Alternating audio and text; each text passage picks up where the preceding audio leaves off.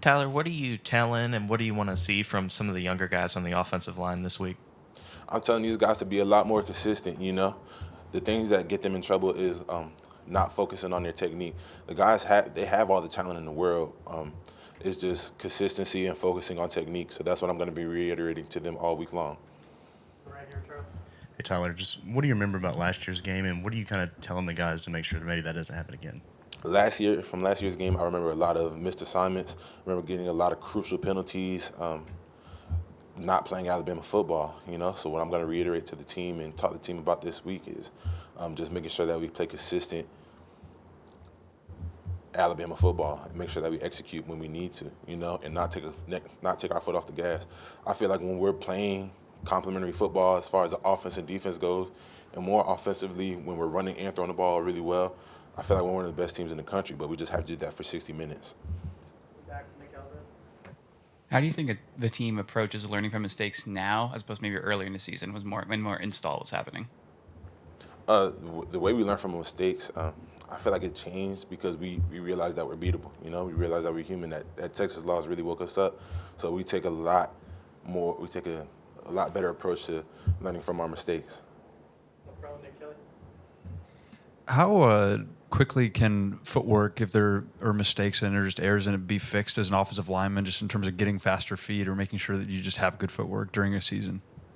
It's really a process. The offensive line, we work a lot of footwork drills all the time, especially in the summer because we don't have that much time to get footwork down. But we still work it every day. But at this point, you either have it or you don't. But you continue to try to make little adjustments every week to get better, essentially.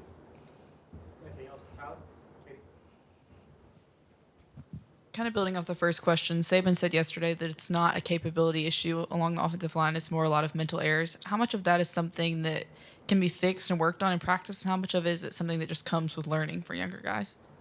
I feel like it's a bit of both, honestly. Experience is the best teacher. So the more those guys play, the better that they'll get. But at the same time, you have to play with good technique in order to earn that playing time. That will in turn get you better in the future.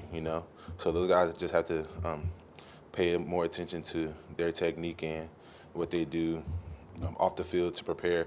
But that's everybody on the offensive line. They're not the only guys that are making mistakes. We can all be better as a unit. What stands out about Tennessee's front, especially their edge rushers? They're very fast. They have a lot of speed, and it's going to be a great challenge for us up front. They put the edge rushers inside a little bit too, so we have to be prepared for a lot of their stunts and twist games, and I'm very excited for the challenge. What's Jaylen like in between drives on the sidelines, and then how, if at all, does that change after a turnover when he comes back? And He's very encouraging. That's one of the things about Jaylen that really inspires us as an offensive line, but a team. You'll never be able to tell if Jaylen missed his read or threw an interception. He's always upbeat. He's always happy. He's always keeping us engaged and motivated. So no matter what was the result of the last drive, he's still coming over with a smile on his face like, okay, let's fix it, or okay, let's do it again after we score. You obviously played a lot as a young guy last year.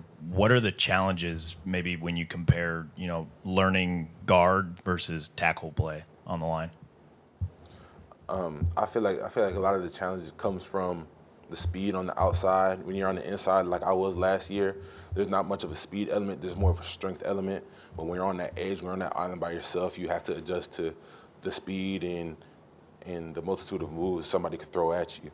When you're on the inside, you have two sideboards, but when you're on the island, you're essentially out there by yourself. So I'm really proud of both of those guys for the way that they're weathering the storm right now.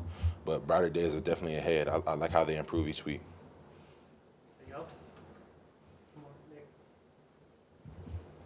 I'm not picking on you today, I promise. In talking about kind of helping the young offensive linemen get accustomed to it, how does your relationship with JC kind of help that? And you guys feel like as a group, and because of your bond, you maybe need to lead the guys a little bit more?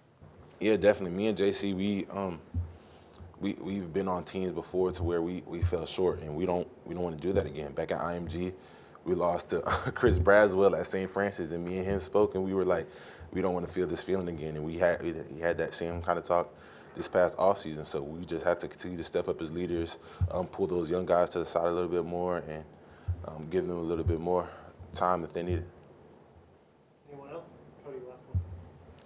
We asked Saban yesterday just thoughts on potentially moving JC around from right to left. Did you guys ever have any conversation with you specifically about maybe kicking out to tackle during fall camp or the preseason?